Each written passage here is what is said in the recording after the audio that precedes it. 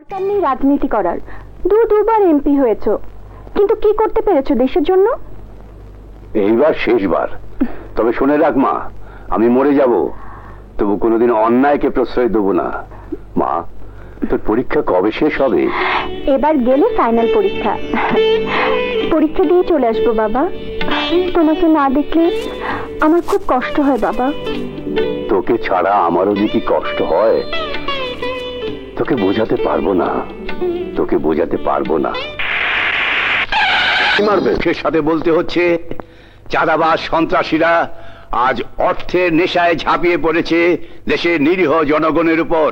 সরকার পরিবর্তনের সাথে সাথে জামা বদল করে অনেকেই সরকারি দলের দালালি করতে চলে এসছে।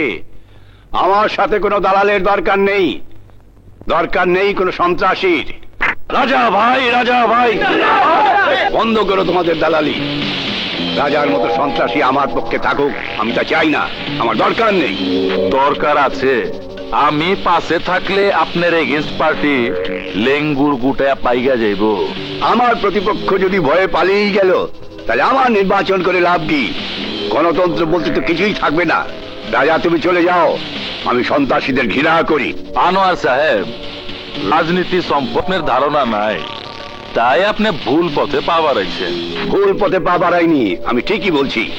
কোন প্রার্থী যদি সন্ত্রাসীদের নিয়ে নির্বাচন করে তাহলে সে দেশপ্রেমিক নয়, দেশদ্রোহী, গাদ্দার। ওই কামটা চাইরা ভালো।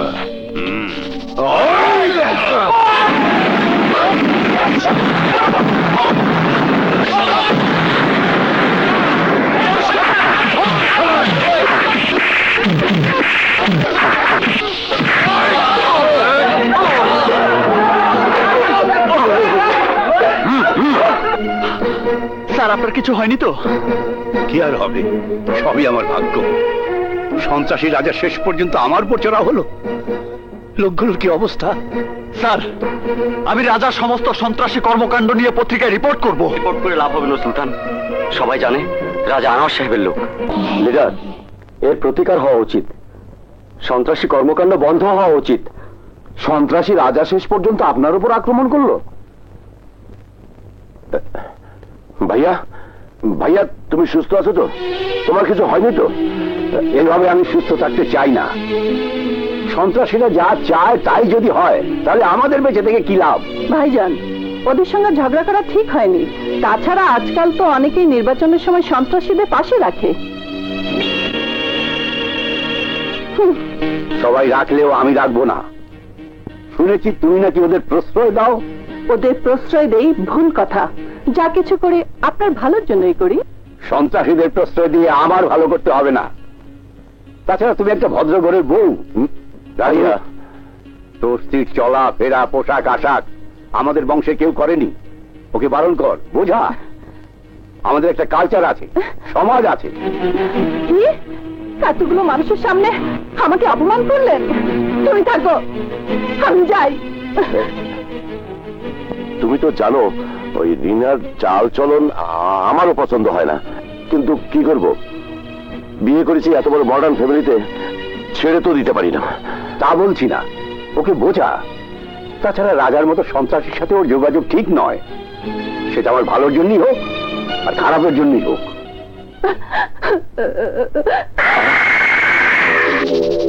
কাইন্দেন না ম্যাডাম, কাইন্দেন না। কান্দাঘাটি আমার ভালো লাগে না। আপনার মুখে আমি হাসি ফুটাবো। বলেন কি চান? প্রতিশোধ চাই। আনোয়ার সাহেব এমপি হলে আমাদের লাভ কি? ঠিক কইছেন। আপনার স্বামী এমপি হইলে আপনার লাভ, আমারও লাভ আছে। কিন্তু কিভাবে আমার স্বামী এমপি হবে? ব্যাপারটা হইল আমারে খুশি করলে আপনার স্বামী এমপি হইব। অবশ্যই খুশি করবো রাজা। আমারে 10 লাখ টাকা দিবেন, তাইলে আনোয়ার সাহেব খালাস। পার্টি তখন ছোট ভাই অর্থাৎ আপনার স্বামীর নমিনেশন দিব। তাছাড়া আপনি তো বালা করে জানেন যে পরিবারের কোন লোক মারা যায়, জনগণ ওই পরিবারের সদস্যরে ভোট দিয়ে জয়যুক্ত করে। হ্যাঁ, তুমি তাই করো, আমি রাজি। টাকা আমি দেব।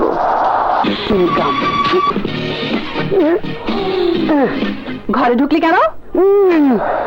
এই সমস্ত কাম তাড়াতাড়ি করতে হয়, যদি আপনার স্বামী এসে পড়ে সর্বনাশ হয়ে যাবো কেনা। অসভ্য, তুই বলে দিবি? লেনদেন ভালো থাকলে কেন বলবো, খারাপ গিয়ে ভালো করুন যায়। ওই বেটা, তুই তো পাক্কা লোক, বহুত সিয়ানা। দোয়া করেন, সবই দেখছি সবই শুনছি। সবই দেখছস আর সবই শুনছস যখন, তোরে আমার দরকার। চাইপা থাক, পাইছা যাবি। সন্ত্রাসী রাজাকে আপনি প্রত্যাখ্যান করেছেন। রাজা তো আপনার জন্য হুমকি হয়েও দাঁড়াতে পারে। দেখুন সম্পাদক সাহেব, মৃত্যুকে আমি ভয় পাই না। সৎ রাজনীতি করতে গিয়ে যদি মৃত্যুকে আলিঙ্গন করতে হয়, আমি তাই করব। আমার প্রশ্ন, 10 জন প্রার্থী যদি নির্বাচনের সময় সন্ত্রাসীদের পাশে রাখে, তাহলে আপনি কেন রাখছেন না? আমার প্রয়োজন নেই। সন্ত্রাসীদের দিয়ে ভোট কেন্দ্র দখল করা যায়, অপোজিশন পার্টিকে ঘায়েল করা যায়, কিন্তু জনগণের সঠিক রায় পাওয়া যায় না। ধন্যবাদ আপনাকে। একটা ব্যক্তিগত প্রশ্ন করি, আপনার পরিবার সম্বন্ধে কিছু বলবেন কি? আমার পরিবার বলতে আমি আর আমার মেয়ে, এই আমার সংসার। Just minute. হ্যালো, কে? রানী? মা, তুই কেমন আছিস? ভালো। বাবা, তুমি কেমন আছো? তুই কখন করবি? আমি দুপুর 12টার মধ্যে তোমার কাছে পৌঁছে যাব। তুমি এখন কি করছো? সাহসী কণ্ঠ পত্রিকার সম্পাদক সাহেবের সঙ্গে কথা বলছি।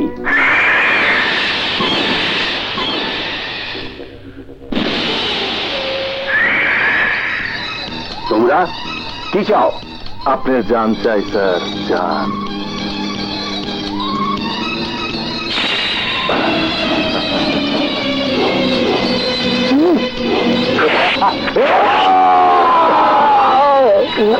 হ্যালো, হ্যালো বাবা, কি হয়েছে? হ্যালো, হ্যালো, হ্যালো বাবা। বাবা, ড্রাইভার, তুমি তাড়াতাড়ি গাড়ি চালাও। ম্যাডাম, চিরাং থেকে ঢাকা যেতে অনেক সময় লাগবে তো। না, তুমি তাড়াতাড়ি গাড়ি চালাও। রাজা, আমার তো কোনো দোষ নেই। দোষ আছে। খুন নিজের চোখে দেখা অপরাধ। বাইচা যাইবেন যদি এই খুনের কথা কাউরে না কন। আমাকে কথা পত্রিকায় বালা লেখেন। হ্যাঁ, লিখবো। কি? অবশ্যই লিখবো। খুন খুন খুন, জননেতা আনোয়ার হোসেন খুন। বিশিষ্ট জননেতা ও এমপি পদপ্রার্থী আনোয়ার হোসেন খুন।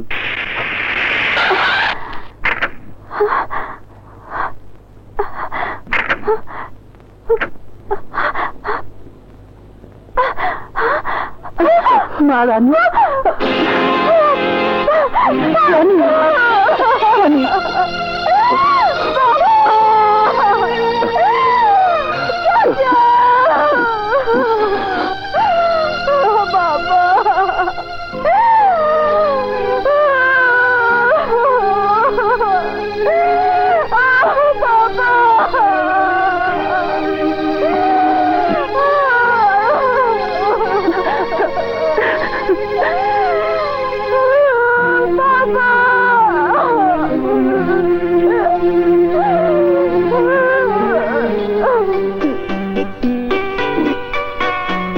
মারে, এই বুড়ো বাপটাকে এত ভালোবাসিস নি, মরে গেলে কষ্ট পাবি। বাবা, তোমাকে না নিষেধ করেছি তুমি মরার কথা কখনো বলবে না।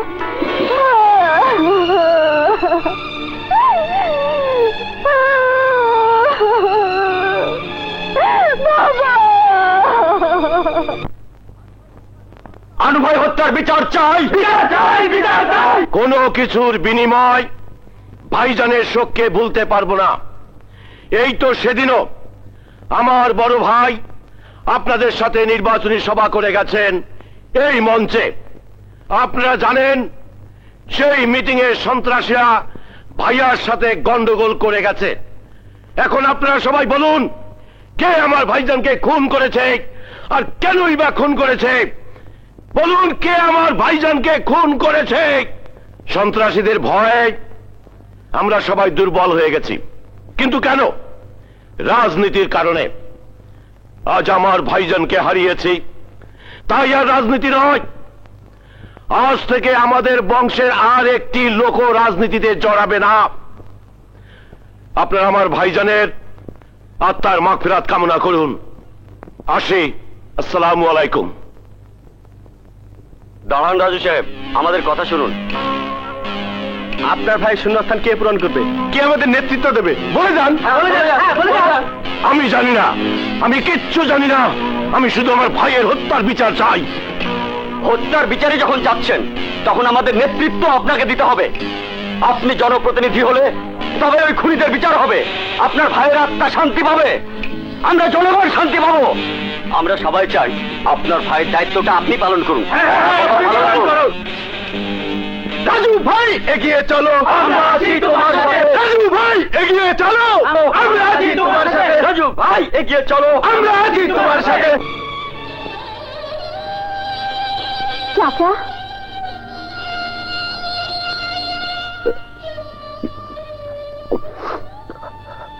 সত্যি করে বলো তো চাচা, তুমি নির্বাচন করছো? মানে আমার নির্বাচন করার ইচ্ছে নেই, কিন্তু সবাই ধরেছে নির্বাচন করার জন্য। ভাই হারানো একজন শোকার্ত মানুষ এত তাড়াতাড়ি ভাইয়ের শোক ভুলে গিয়ে নির্বাচন করতে পারে, আমি স্বপ্নেও ভাবতে পারিনি চাচা। নির্বাচন না করলে অন্যরা ক্ষমতায় আসলে ভাইজানের হত্যার বিচার নাও হতে পারে। আমাদের পরিবারের রাজনৈতিক ঐতিহ্য হারিয়ে যাবে। শুধু নিজেদের ঐতিহ্যের কথাই ভাবতে চাচা, খুনিরা কিভাবে শাস্তি পাবে সে কথা একবারও চিন্তা করলেন না? কি বলছিস তুই? চাচা, দুনিয়ার সব মানুষকে আমার সন্দেহ হয়। ক্ষমতার জন্য মানুষ মানুষকে চেনে না, আপন পর ভুলে যায়, ভাই ভাইয়ের সাথে বেইমানি করে। এই কথাগুলো তুই আমাকে বলছিস? এই দেখো দেখো, প্রতিটা পত্রিকায় তোমার ছবি উঠেছে, তোমার সুনাম করেছে, লিখেছে এবারে নির্বাচনে জয় তুমি হবেই। আমার বাবার জায়গায় এই পরিবারের যে কেউ দাঁড়ালে পাশ করবে।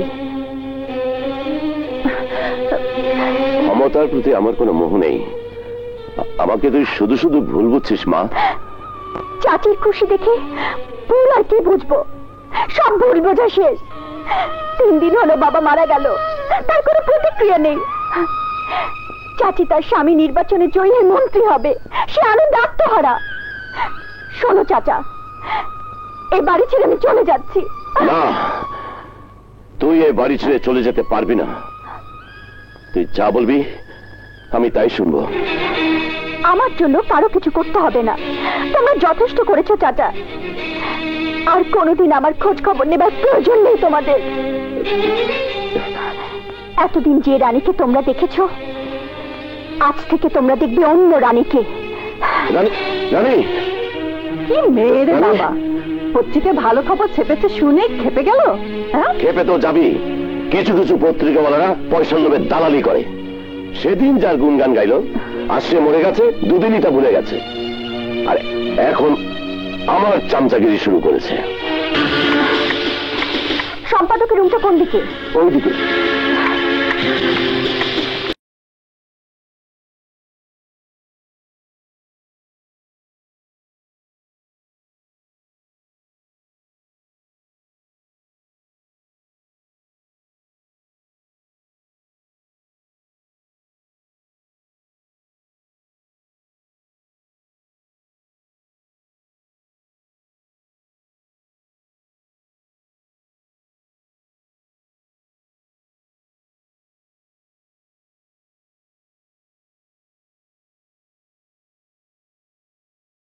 করে না।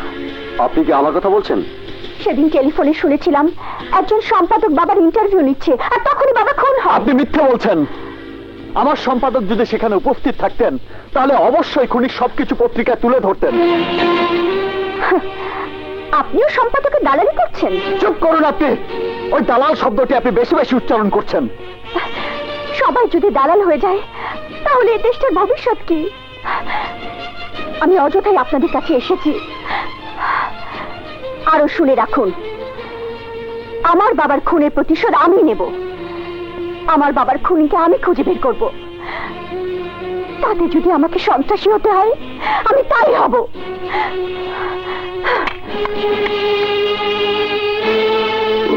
বাগান বাড়িতে লয়ে আয়, আমি বয়ে রয়েছি। বস লয়ে আইছি।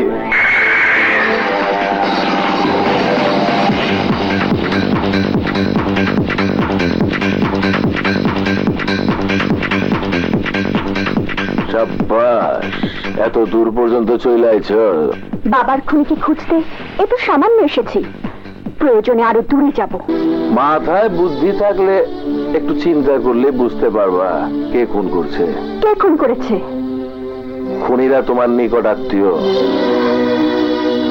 তাই যদি না হয় তাহলে আপন ভাইয়ের মৃত্যুর 3 দিন পর কেউ নির্বাচন করতে পারে? তাহলে আমার চাচা আমার বাবাকে খুন করেছে? খুন নিজে করে নাই, কাউরে দিয়ে করাইছে। খুনি কারা? এত অল্প সময়ে সবকিছু জানবার চাইও না, পাগল হয়ে যাইবা। মানুষ এত নিষ্ঠুর কেন? কেন এত নিষ্ঠুর? আমিও নিষ্ঠুর হব, আমিও খুন করব। সাব্বাস রানী, তোমার বাবার খুনিগো বাঁচতে দিও না। প্রতিশোধ লও, ভালো থেকে লাভ নাই। বদলে ভালো তোমার জীবন, হইয়া যাও সন্ত্রাসী। এই লও পিস্তল।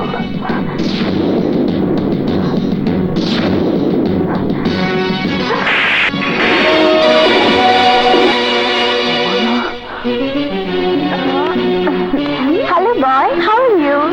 রানী, তুমি ওকে চেনো? He is my. তোমার কি একটু লজ্জা শরম নেই? মেয়ে মানুষ হয়ে বারে বসে মদ খাচ্ছ। এখানে লজ্জার কি আছে? দু একদিন একটু নেশা করলে ক্ষতি কি? মানুষের জীবন তার চাই, তাই যতদিন পারো আনন্দ ফুর্তি করে কাটানো যায়। তার মানে আনন্দ ফুর্তি করে বাজে ছেলেদের সাথে আড্ডা মেরে সন্ত্রাসীর খাতায় নাম লিখিয়ে তোমার মতো হতে বলছো? হ্যাঁ, সত্যি তাই। আমি তো ভালোই আছি, বেশ আছি। ভালো নেই।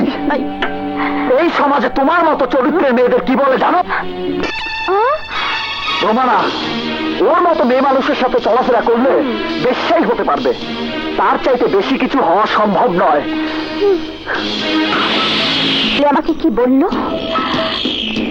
বেশ্যা? আমি ওকে অভিশাপ দিলাম।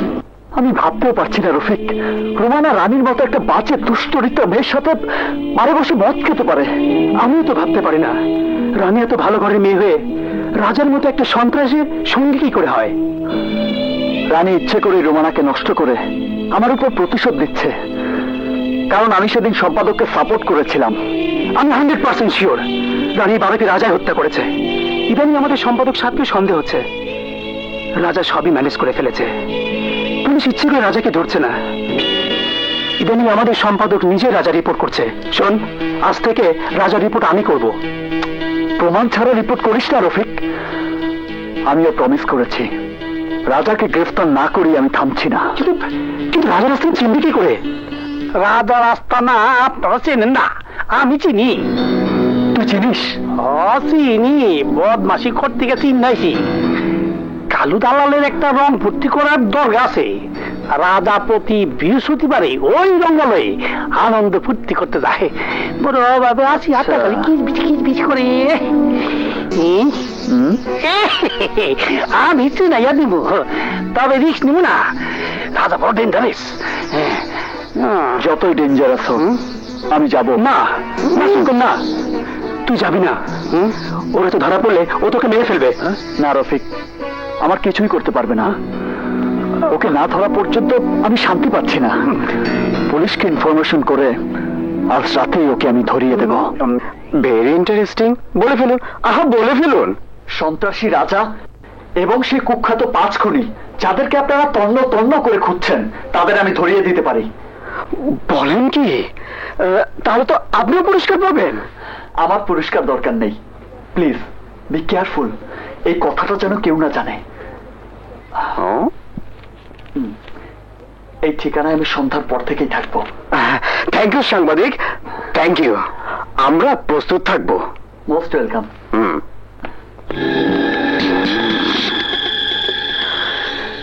কথাটা তো ডিআইজি স্যারকে বলতে হয়।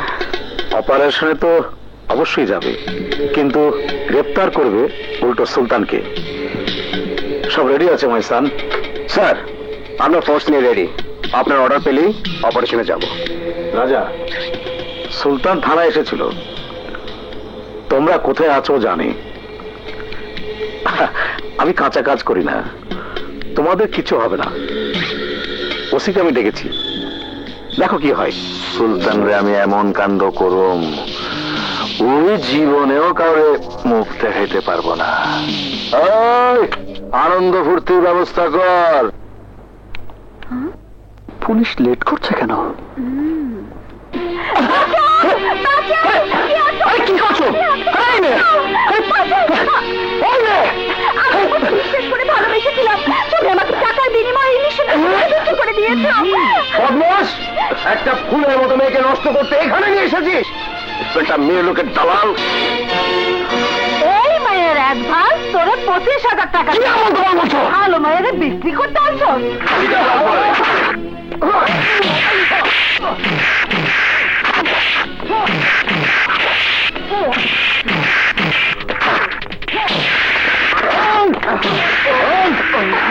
কি হয়েছে?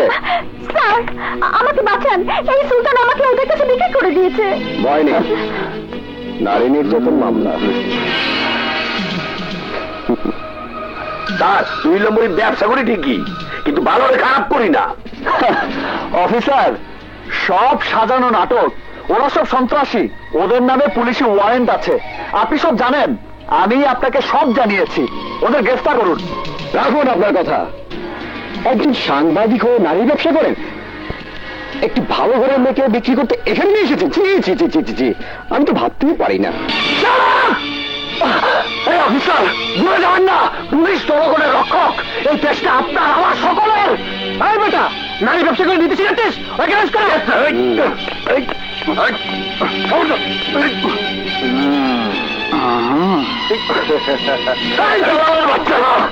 আর কতকাল অসহায় মানুষের জীবন নিয়ে ছিনিমিনি খেলবি?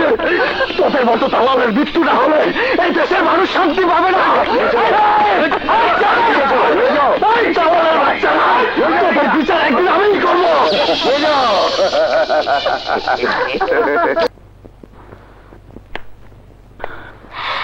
ভাইয়া, ভাইয়া, সুলতান ভাইয়া। সুলতান, কেমন আছিস বাবা?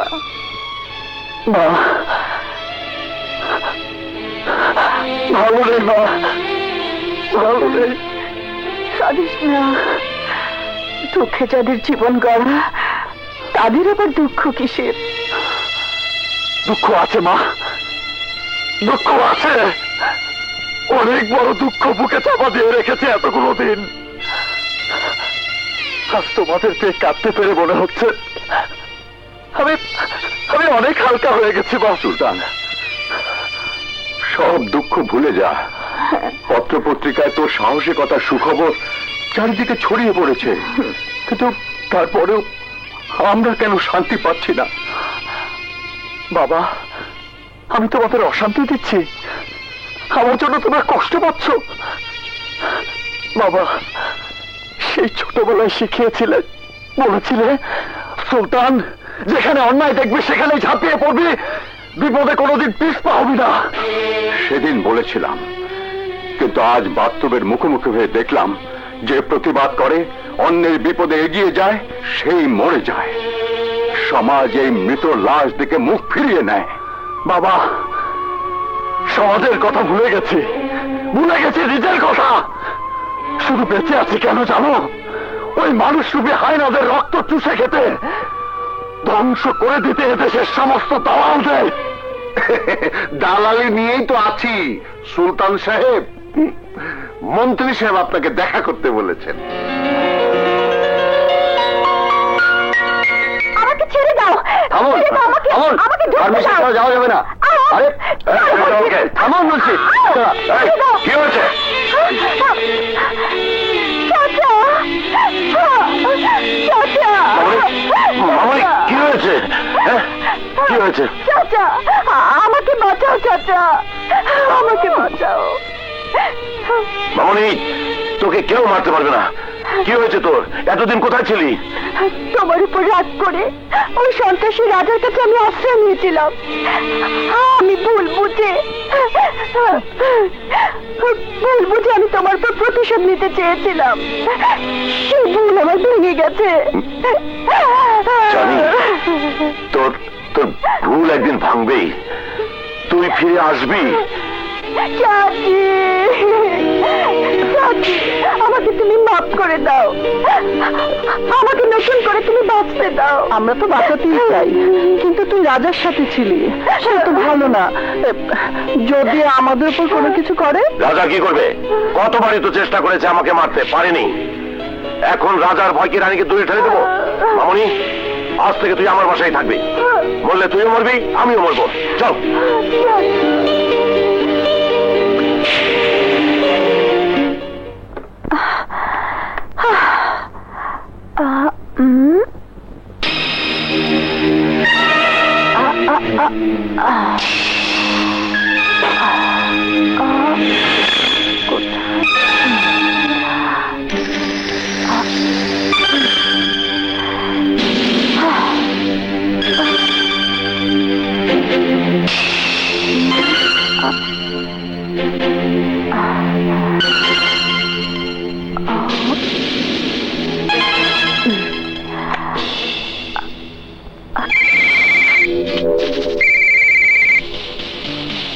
হ্যালো হ্যালো রাজা, মন্ত্রীর বাড়িতে ঠিক মতো ঢুকছো তো?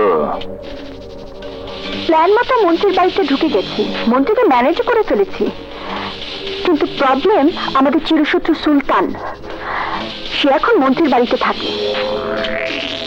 দুইজনই টার্গেট করো। নো প্রবলেম, এক ঢিলে দুই পাখি মারা যাবে।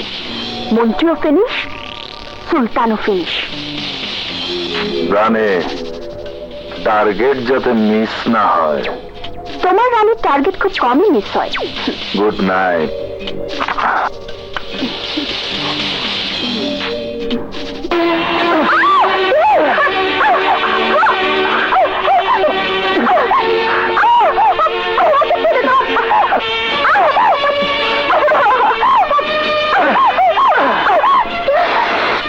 চিৎকার করবে না, চিৎকার করলে তোমার লস, তুমি ধরা পড়বে। এই মোবাইল, পিস্তল সব কট।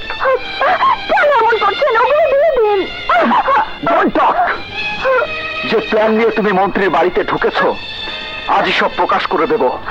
তুমি ধরা পড়ে যাবে। তোমার মতো একটা শিক্ষিত স্মার্ট মেয়ে এত জঘন্য মনে হয় কি করে? ভাবতেও ঘৃণা হয়। এই মেয়ে, তোমার কি দরকার? কিসের জন্য এই প্রতারণা? কেন মানুষ হত্যার পথ বেছে নিয়েছো?